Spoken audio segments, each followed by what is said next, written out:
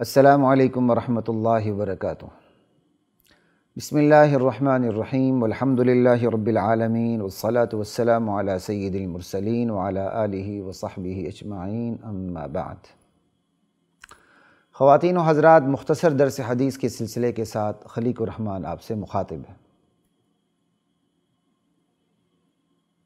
آج اس سلسلے کی حدیث نمبر احسان 19 ہے۔ ہمارا جو سلسلہ ہے مختصر درس حدیث کا، اس سلسلے کی حدیث نمبر 19 ہے، یعنی 19 دراصل جو ہمارا سلسلہ ہے اس کا نمبر ہے، حدیث کا نمبر نہیں ہے۔ اور یہ اس کے راوی ہیں ابو ہریرہ رضی اللہ عنہ، اور یہ روایت ہے صحاح ستہ کی ایک عظیم کتاب جامع الترمذی، جسے سنن الترمذی بھی کہا جاتا ہے۔ سنیے، اللہ عمل کی توفیق عطا فرمائے مجھے بھی آپ کو بھی۔ عن ابی ہریرہ رضی اللہ تعالی عنہ قال، حضرت ابو ہریرہ رضی اللہ تعالی عنہ سے روایت ہے، فرماتے ہیں قال رسول اللہ صلی اللہ علیہ وسلم، کہ اللہ کے رسول صلی اللہ علیہ وسلم نے ارشاد فرمایا۔ کیا ارشاد فرمایا؟ المسلم اخو المسلم، مسلمان بھائی ہے مسلمان کا، ہر مسلمان دوسرے مسلمان کا بھائی ہے۔ یہ جو دین کا رشتہ ہے، اخوت کا رشتہ، دینی اخوت کا رشتہ، روحانی اخوت کا رشتہ، یہ جسمانی اخوت کے رشتے سے بڑھ جاتا ہے۔ ہاں، جسمانی اخوت کا رشتہ بھی ہو کہ سگے بھائی آپس میں یا رشتہ دار ہیں، اور ساتھ ہی ساتھ دینی بھائی ہیں، تو نور علی نور۔ اور اگر کوئی بلڈ ریلیشن نہیں ہے، سگا بھائی نہیں ہے، یا سگا بھائی مسلمان نہیں ہے، دیندار نہیں ہے، بے دین ہے، ایک اجنبی ہے، لیکن وہ مسلمان ہے، وہ آپ کا بھائی ہے، وہ تمام بھائیوں سے بڑھ کر آپ کا بھائی ہے۔ تو یہ دینی جو اخوت ہے، دین کی بنیاد پر جو بھائی پناہ ہے، اس کے مقابلے میں کوئی چیز نہیں، بلکہ باپ پناہ بھی نیچے رہ جاتا ہے، بیٹا پناہ بھی نیچے رہ جاتا ہے، ماں پناہ بھی نیچے رہ جاتا ہے، بیٹی ہونا بھی، سارے رشتے نیچے رہ جاتے ہیں۔ جیسے دیکھ لیں، بیٹا پناہ نیچے رہ گیا، نوح علیہ السلام جو دوسرے امتی تھے، پتہ نہیں وہ دور کے کہیں رشتہ دار ہوں گے یا کوئی رشتہ دار نہیں ہوگا، ایمان لائے تو بچ گئے، اور اپنا سگا بیٹا، بلڈ ریلیشن، نوح علیہ السلام کی نسل جس سے چلنی تھی، وہ مسلمان نہیں ہوا۔ نوح علیہ السلام کا بیٹا جو جسمانی نسل چلی بھی ہوگی، بہرحال اس پہ ہم نہیں جاتے، لیکن وہ جسمانی بیٹا تھا وہ نہیں بچا۔ روحانی بیٹے جو امتی، وہ جو ایمان لائے وہ بچ گئے، اور جسمانی بیٹا غرق ہو گیا۔ اسی طرح آپ دیکھ لیں، ابراہیم علیہ السلام ہے، ان کے باپ جو جسمانی باپ تھے وہ نہیں بچے، خون کا رشتہ گیا جہنم میں۔ ابراہیم علیہ السلام کا نبی ہونا باپ کو جہنم سے نہیں بچا سکا۔ اسی طرح آپ آگے آ جائیں، لوط علیہ السلام، ان کی بیوی دیکھ لیں، بیوی پناہ بھی نیچے رہ جاتا ہے، بیوی اسلام نہیں لائی تھی، گئی جہنم میں۔ نوح علیہ السلام، بیوی اسلام نہیں گئی تھی، گئی جہنم میں۔ حضور صلی اللہ علیہ وسلم، سگے چچا ابو طالب جو آپ کا خیال کرتے رہے، اسلام نہیں لائے، گئے جہنم میں۔ سلمان فارسی، بلال حبشی، صہیب رومی، یہ مسلمان ہو گئے، سلمان فارسی مسلمان ہو گئے، رضوان اللہ علیہم اجمعین۔ تو بات یہ ہے کہ جو دینی اخوت کا رشتہ ہے، یہ سب سے مضبوط ترین رشتہ ہے۔ یہی وجہ ہے کہ اللہ کے نبی فرماتے ہیں المسلم اخو المسلم، مسلمان بھائی ہے مسلمان کا۔ اگر اس میں دونوں بھائی پنے جمع ہو گئے، جسمانی بھائی بھی ہے، روحانی بھائی ہے، تو نور علی نور، وگرنہ روحانی بھائی پنا کافی ہے۔ اب جب مسلمان بھائی ہے مسلمان کا، تو پھر تقاضے کیا ہیں اس بھائی پنے کے؟ تو آگے جو الفاظ ہیں نبی علیہ السلام کے ارشادات، وہ اس بھائی پنے کے تقاضے کو بیان کرتے ہیں۔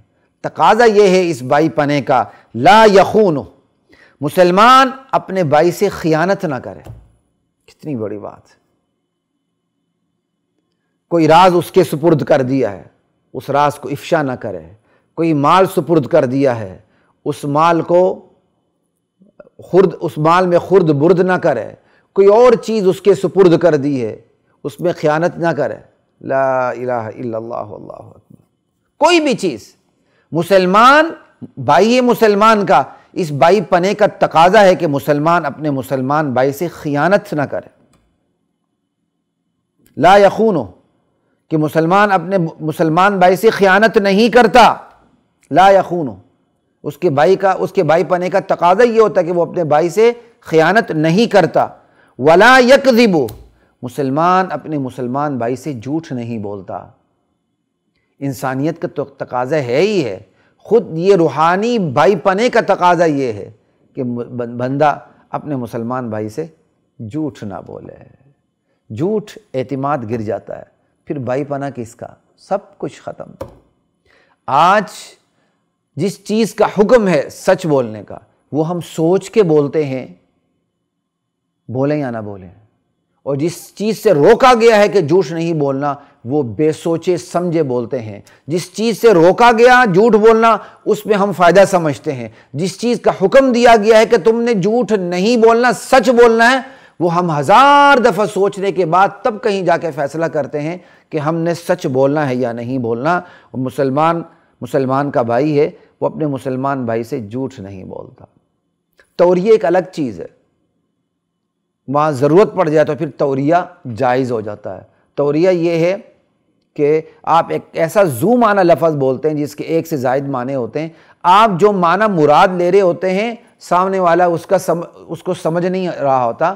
جیسے ہجرت کے موقع پر نبی علیہ السلام حضرت ابوبکر صدیق رضی اللہ تعالیٰ عنہ ہجرت کر رہے تھے، چونکہ آپ کا پیچھا ہو رہا تھا، راستے میں بندہ ملا، اور چونکہ وہ ابوبکر کو پہچانتے تھے رضی اللہ عنہ، حضور کو نہیں پہچانتے تھے، کہا یہ کون ہے؟ کہا یہ ایک آدمی ہے جو مجھے راستہ دکھا رہے ہیں۔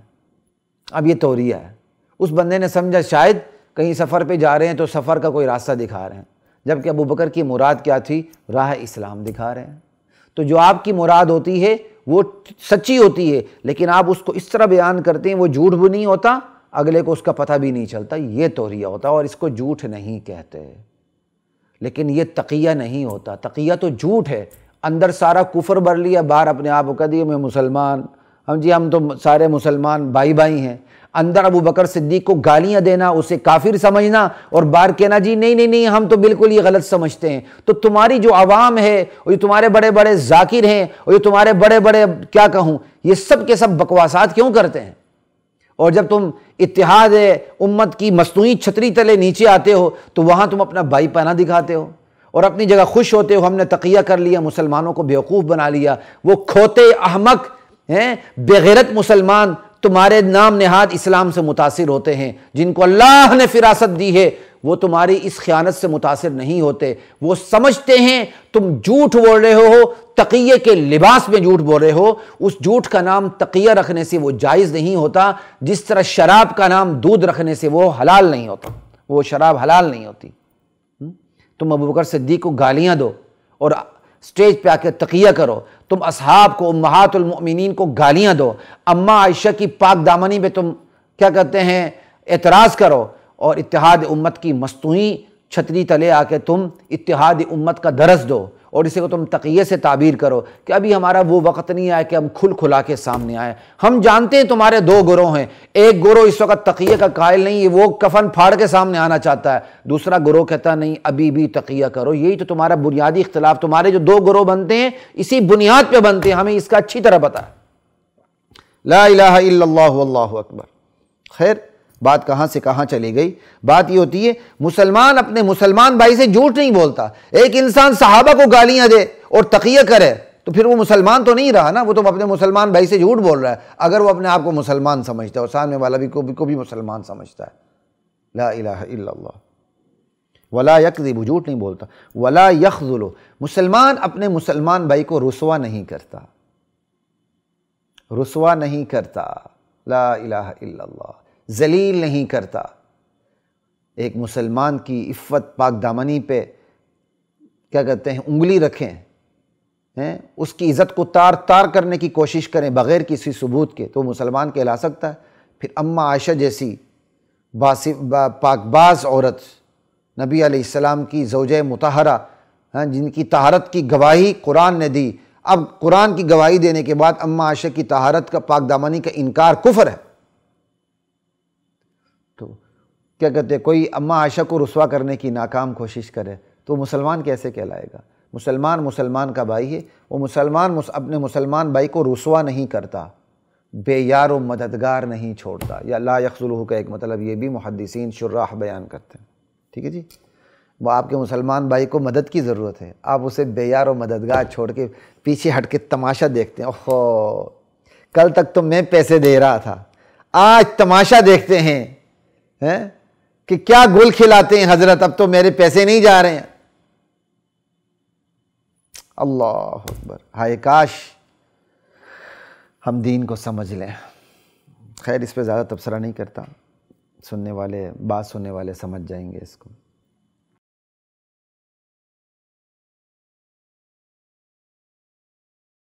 وَلَقَدْ